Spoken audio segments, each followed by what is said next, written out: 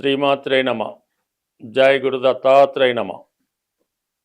ఈ వీడియోలో మనం ఫిబ్రవరి 17వ తారీఖున కుంభరాశి యందు ఏర్పడబోతున్న పంచగ్రహ కూటమి, అలాగే ఈ 17వ తారీఖున అమావాస్య ఏర్పడుతుంది. అలాగే ఒక గ్రహణ యోగం ఏర్పడుతుంది అన్నమాట. అంటే గ్రహణ యోగం అంటే సూర్యుడు, చంద్రుడు, రాహు ఒకే రాశిలోకి వచ్చినప్పుడు గ్రహణం యోగం ఏర్పడుతూ ఉంటుంది. ఈ గ్రహణ యోగంలో పుట్టినటువంటి జాతకులు ఎవరైనా ఉంటే వాళ్ళు జీవితంలో అనేక ఒడిదుడుకులు, ఇబ్బందులు ఎదుర్కోవడం జరుగుతూ ఉంటుంది. అంటే సాధారణంగా ఈ యోగాలు పుట్టినప్పుడు ఉన్నటువంటి యోగాలు ఆ వ్యక్తి యొక్క జీవితాంతం ఏదో విధంగా వెంటాడుతూ ఉంటాయి. అందుకనే వారు పుట్టినప్పుడు తగు విధమైనటువంటి పరిష్కారం చేసుకుంటే ఆ యోగం ఇబ్బంది లేకుండా జాతకుడు అభివృద్ధికి మళ్ళా కారణం అవుతూ ఉంటాయి. అలాగే ఈ ధనిష్ట 3-4 పాదాలు, శతభిషం 4 పాదాలు, పూర్వభాద్ర 1, 2, 3 పాదాలు ఈ కుంభరాశిలో ఉంటాయి. అంటే ఈ టైంలో ఎవరైనా మనకి ఈ ఫిబ్రవరి 17, 18, 19వ తారీఖు కొంతవరకు జన్మించినటువంటి పిల్లలు ఎవరన్నా ఆ టైంలో జన్మిస్తే వారి జాతకంలో ఈ గ్రహణ యోగం ఏర్పడుతూ ఉంటుంది. కంపల్సరీగా వాళ్ళు ఆ టైంలో పుట్టిన పిల్లలకి శాంతి పరిహార కార్యక్రమాలు చేసుకోవడం వల్ల వాళ్ళ జీవితంలో అభివృద్ధి కలుగుతూ ఉంటుంది. ఇప్పుడు మన ప్రస్తుత 17వ తారీఖున ఏర్పడుతున్నటువంటి అమావాస్యతో కూడుకున్నటువంటి గ్రహణ యోగం, అంటే దీనివల్ల మిథున రాశి వారికి భాగ్యస్థానంలో ఏర్పడినటువంటి అమావాస్యతో కూడుకున్న పంచగ్రహ కూటమి, అలాగే గ్రహణ యోగం కూడా ఏర్పడటం వల్ల మరి మిథున రాశి వారికి ఏ విధమైనటువంటి ఫలితం రాబోతుంది అని ప్రయత్నించినప్పుడు మరి ప్రధానంగా రాశ్యాధిపతి బుధుడు భాగ్యస్థానంలోకి వచ్చినప్పుడు జాతకుడికి ఏదైనా విదేశీయానం కానీ, ఉన్నత విద్యా యోగం కానీ, అలాగే తనకి ఏదైనా ఒక సబ్జెక్ట్లో పూర్తి ప్రావీణ్యం సంపాదించే ప్రతిభ కానీ రావడం జరుగుతూ ఉంటుంది. ఇక్కడ శుక్రుడితో కలిసి సంచరించడం వల్ల ఏదైనా విద్యార్థులు ఉన్నత విద్య కోసం విదేశం వెళ్ళాలనే చేస్తున్నటువంటి ప్రయత్నాలకి సరైనటువంటి ఒక మార్గం ఈ సమయంలో కనబడడం జరుగుతూ ఉంటుంది. ఆల్రెడీ ఉన్నవాళ్ళు కూడా ఇంకా వాళ్ళ యొక్క సబ్జెక్ట్ని, వాళ్ళలో ఉన్నటువంటి చదువుని ఇంప్రూవ్ చేసుకునే ప్రయత్నంలో చాలా వరకు నెరవేరుతూ ఉంటుంది. ఎందుకంటే రాశి యందు గురుగ్రహం ఉండడం వల్ల జాతకుడికి ఎప్పుడు ఏదో పుణ్యక్షేత్రం దర్శిద్దామని, ఏదో కొత్తగా శాస్త్రాలు తెలుసుకుందామని, ఎవరైనా ఇబ్బందుల్లో ఉంటే సహాయపడదామని, ఇలాంటి మానవతా దృక్పథం తెలుసుకుంటూ ఉంటాడు.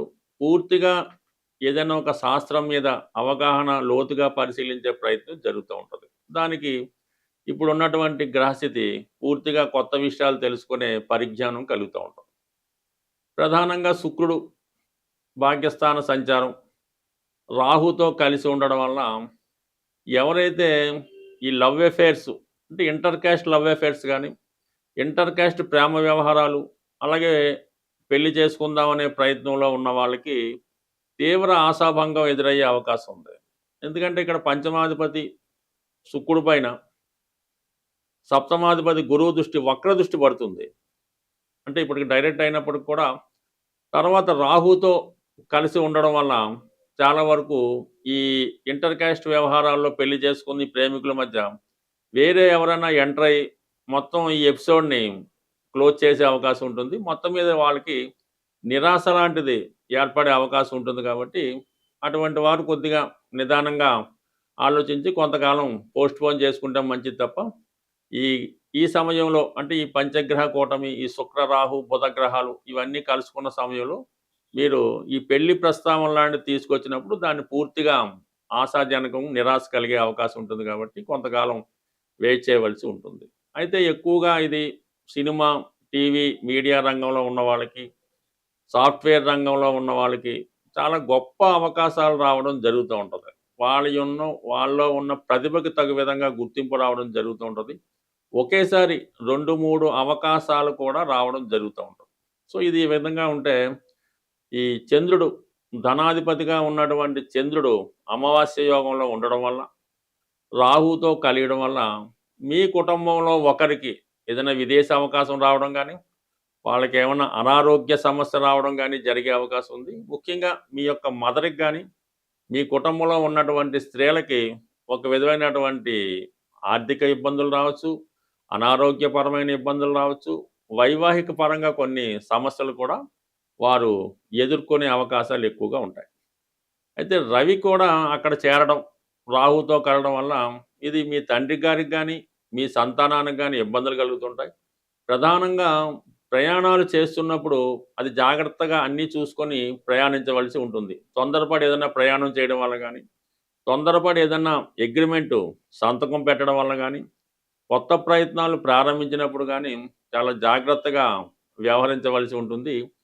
మరి ఈ 5 గ్రహాలు కలిసినప్పుడు అక్కడ శత్రుగ్రహాలు కూడా కలియడం జరుగుతూ ఉంటది. అందువల్ల కంప్లీట్‌గా 9వ స్థానంలో ఉన్నటువంటి రాహు మిగతా గ్రహాలతో కలియడం వల్ల మీ యొక్క మీ కుటుంబ సభ్యుల యొక్క ప్రవర్తన గానీ, అంటే వాళ్ళు ఏదైనా అనెతికల్‌గా ప్రవర్తించడం గానీ, ఇంటర్ కాస్ట్ పెళ్ళిళ్ళు చేసుకోవడం గానీ, సరే మీ యొక్క కుటుంబంలో ఎవరో ఒకళ్ళు మీ సంతానం అవ్వచ్చు, మీకు కావాల్సిన వారవ్వచ్చు, వేరే మతస్థులతో కలిసి పనిచేయడం గానీ, ఇంటర్ కాస్ట్ మ్యారేజ్ చేసుకోవడం గానీ, లేదా ఏదైనా ఒక సమస్యలో ఇరుక్కొని కొద్దిగా ఇబ్బంది పడడం గానీ, ఏదైనా మీకు మనస్తాపం కలిగించి కొద్దిగా న్యాయమైన మార్గంలో కాకుండా అన్యాయమైన మార్గంలో వెళ్ళి మిమ్మల్ని ఇబ్బంది పెట్టడం జరుగుతూ ఉంటది. అంటే స్వభావసిద్ధంగా మీకు రాశి యందు గురువు ఉండడం వలన చాలా వరకు ఏవైనా ఇటువంటి సమస్యలు లేదా కోర్టు సమస్యలు గానీ, ఇంకో వేరే విధమైనటువంటి వీసా ప్రాబ్లమ్సో, ఇంకొక ప్రాబ్లమ్స్ లాంటివి వచ్చినప్పుడు అవి సాధారణంగా మీ వరకు రావడం జరగదు. ఏదో విధంగా మీరు దాన్ని జాగ్రత్తగా ఉండడం వల్ల దాని నుంచి ఎస్కేప్ అవుతుంటారు. ఇది మీకు కావాల్సిన వాళ్ళు అటువంటి స్కామ్‌లోనో, ఏదైనా ఇలాంటి ఇబ్బందుల్లోనో ఇరుక్కోవడం వల్ల అది మీకు మనస్తాపం కలిగే అవకాశం ఉంటుంది కాబట్టి, సాధ్యమైనంత వరకు ఈ పంచగ్రహ కూటమి ఏర్పడడం వల్ల ఏదైనా ప్రధానమైన నిర్ణయాలు తీసుకునేటప్పుడు కొద్దిగా ఆచితూచి నిర్ణయం తీసుకోవడం మంచిది. బట్ ఏదైనా విద్యార్థులకి ఉన్నత విద్యా యోగం, విదేశీయానం తప్పనిసరిగా వస్తుంది. సినిమా, టీవీ, మీడియా రంగంలో ఉన్న వాళ్ళకి కొత్త అవకాశాలు తప్పకుండా రావడం జరుగుతూ ఉంటది. అయితే ప్రతి విషయంలో ఉన్నట్టే కొంత మైనస్‌లు, కొంత ఇబ్బందులు కూడా ఉంటాయి. మీకు వచ్చినటువంటి లాభం అది ఇతరులకు నష్టం కూడా కలిగించడం వల్ల వారు మీ మీద కొద్దిగా తాత్కాలికంగా శత్రుత్వం పెంచుకోవడం గానీ, ఈర్ష్యపడడం గానీ లాంటివి జరిగే అవకాశం ఉంది. చంద్రుడు ఇబ్బంది పడతాడు. అంటే చంద్రుడు బలహీన పడిపోతుంటాడు. పూర్తిగా బలహీన పడిపోవడం వల్ల కొన్ని రాసుల వారికి అది ఇబ్బంది కలుగుతూ ఉంటది. అలాగే రవి ఎప్పుడూ బలవంతుడిగానే ఉంటాడు. కానీ గ్రహణం పట్టిన సమయంలో రవి కూడా బలహీనం పొందుతూ ఉంటాడు. కంప్లీట్‌గా ఆ యోగ ప్రభావం వల్ల రవి తన సంపూర్ణ ఫలితాలు ఇవ్వడంలో అశక్తులవుతుంటాడు. ఆ కారణం వల్ల రవికి సంబంధించినటువంటి రాశుల వారు కూడా ఈ సమయంలో ఇబ్బంది పడడం జరుగుతూ ఉంటది. అయితే సహజంగా బుధుడు కూడా అదే రాశిలో ఏర్పడడం వల్ల ఈ బుధుడికి రవి వచ్చినప్పుడు ఈ బుధాదిత్య యోగం అనే యోగం ఏర్పడినప్పటికీ అక్కడ రాహు కూడా కలడం వలన అంటే రాహు సాధారణంగా బుధుడికి ఏమి ఇబ్బంది పెట్టడు. రాహు, బుధుడు గురు శిష్యులు లాంటి వాళ్ళమాట. బుధుడు ఏ రాశిలో ఉంటే ఆ రాశి ఫలితాలలాగా రాహుతో కలడం వల్ల రాహు యొక్క ఫలితాలు ఇవ్వడం జరుగుతూ ఉంటుంది బుధుడు. సో ఆ కారణం ఏంటంటే బుధుడు అత్యంత మేధావిగా మారుతూ ఉంటాడు. బుధుడికి మంచి సహకారం లభిస్తూ ఉంటుంది రాహు వల్ల. ఇది సైంటిఫిక్‌గా పరిశోధనా రంగంలో ఉన్న వాళ్ళకి, బాగా విద్యావంతులకి, మేధావులకి ఇది బాగా ఉపయోగపడుతూ ఉంటది. అయితే శుక్రుడు కూడా రాహు మిత్రులవుతూ ఉంటారు. ఈ రాహు శుక్రుడితో కలియడం వలన ఈ శుక్రుడు సంబంధించినటువంటి రాశుల వారికి కొంతవరకు వారు ఎక్కువగా జీవితంలో ఏదైతే సాధించాలని కోరుకుంటూ ఉంటారో అవి సాధించడం జరుగుతూ ఉంటుంది. ముఖ్యంగా ఏంటంటే ఏదైనా ఒక వ్యక్తితో పరిచయాన్ని కోరుకోవడం కానీ, ఏదైనా ఒక పెద్ద వాహనం కానీ, గృహం కానీ కొనుక్కుందామనే ఆలోచన కానీ, ఎన్నాళ్ళుగానో ఎదురు చూస్తున్నటువంటి వ్యక్తుల్ని అంటే మరి అబ్బాయిలైతే అమ్మాయిల్ని కలుసుకోవడం, అమ్మాయిలైతే అబ్బాయిల్ని కలుసుకోవడం జరుగుతూ ఉంటుంది. అంటే ఇది ఎవరి జన్మ జాతకంలో అయినా ఈ రాహు, శుక్రుడు కలిసి ఉన్నప్పుడు అది ఒక విధమైనటువంటి కోర్కెలతో కూడుకున్నటువంటి వ్యభిచార దోషం లాంటిది అవుతూ ఉంటుంది. సో, ఈ విధంగా ఈ 5 గ్రహాలు మరి కుంభరాశిలో కలిసడం వల్ల అక్కడ ఈ రాహు ఉండడం వల్ల అంటే రాహు మొత్తం ఈ అన్ని గ్రహాలని కూడా వాటి యొక్క ఒరిజినల్ కారకత్వాల్ని నాశనం చేస్తూ ఉంటాడు. రాహు ఒక విషగ్రహం, ఒక రాక్షస గ్రహం, ఒక అవినీతికి సంబంధించినటువంటి అనెతికల్ గ్రహం మాట. అతనికి ఇప్పుడున్నటువంటి చట్టాలతో కానీ, ధర్మంతో కానీ, న్యాయంతో కానీ ఏ విధమైన సంబంధం ఉండదు. తాను అనుకున్నది ఎలాగన్నా సాధించాలనే మనస్తత్వం ఉంటుంది. అంటే ఒక విధమైన వావి వరసలు ఉండవు, ఒక విధమైన నీతి అవినీతి ఉండదు. ఇది న్యాయం, ఇది తప్పు అన్నటువంటి ఏమి లేకుండా రాహు అనెతికల్గా ప్రవర్తిస్తూ ఉంటాడు. పైపెచ్చు రాహుకి మరి కుంభరాశి ప్రస్తుతం స్వక్షేత్రం అవటం వల్ల అత్యంత బలవంతుడైనటువంటి రాహుతో ఈ మిగిలిన 4 గ్రహాలు కలవడం వల్ల వాటి యొక్క కారకత్వాలు ఇబ్బంది పడుతూ ఉంటాయి. అంటే ఇక్కడ రవితో కలియడం వల్ల మరి ఎవరికైనా తండ్రి గారి యొక్క అనారోగ్యం కానీ, తండ్రి గారు నష్టపోవడం కానీ, పిల్లలకి ఇబ్బంది కలగడం కానీ జరుగుతూ ఉంటుంది. అంటే రవి కారకత్వాలు పాడవుతాయి. చంద్రుడు కారకత్వాలు తల్లిగారికి అనారోగ్య సమస్యలు, ఏదైనా హెల్త్ ప్రాబ్లమ్స్, ఆవిడ జీవితంలో స్ట్రగుల్ పడడం జరుగుతూ ఉంటుంది. అయితే శుక్రుడు రాహు మిత్రుడు అవడం వలన అప్పటిదాకా చాలా నిజాయితీగా సాంప్రదాయంగా వెళ్తున్నటువంటి వాడు అన్య స్త్రీల మీద వ్యామోహం పెంచుకోవడం, ఇతరుల యొక్క ధనం మీద ఆశ పెంచుకోవడం, ఏదో విధంగా ఎదుటి వారి యొక్క ఆస్తులను కానీ, వారి యొక్క స్త్రీలను కానీ అన్యాయంగా దోచుకోవాలనే ప్రయత్నం చేయడం జరుగుతూ ఉంటుంది. చాలా అనెతికల్గా ప్రవర్తిస్తూ ఉంటాడు. చాలా లగ్జరీ లైఫ్ అనిపిస్తూ ఉంటాడు. సో, బుధుడు రాహుతో కలియడం వలన పెద్ద పెద్ద వ్యాపార అవకాశాలు, తన దగ్గర ధనం ఉన్నా లేకపోయినా పెద్ద పెద్ద సంస్థలు స్థాపిద్దామని, కోట్లలో రొటేషన్ చేద్దామని ఎదుటి వారికి భ్రమ కల్పించేలాగా తన యొక్క ఐడియాలు ఇవ్వడం జరుగుతూ ఉంటుంది. సైంటిఫిక్గా తాన్ని బాగా ఇంప్రూవ్గా ఊహించుకుంటూ ఉంటాడు. ఏ విధమైనటువంటి బలం లేకపోయినా, ఎంత ధనం లేకపోయినా ఒక గొప్పగా అతను తను ప్రజెంట్ చేసుకోవడం జరుగుతూ ఉంటుంది. మరి ఈ విధంగా ఏర్పడినటువంటి ఈ 5 గ్రహాల కూటమిలో కేవలం 2.5 రోజులు అటు ఇటుగా మాత్రమే చంద్రుడు ఉండి మీనరాశికి వెళ్ళడం జరుగుతూ ఉంటుంది.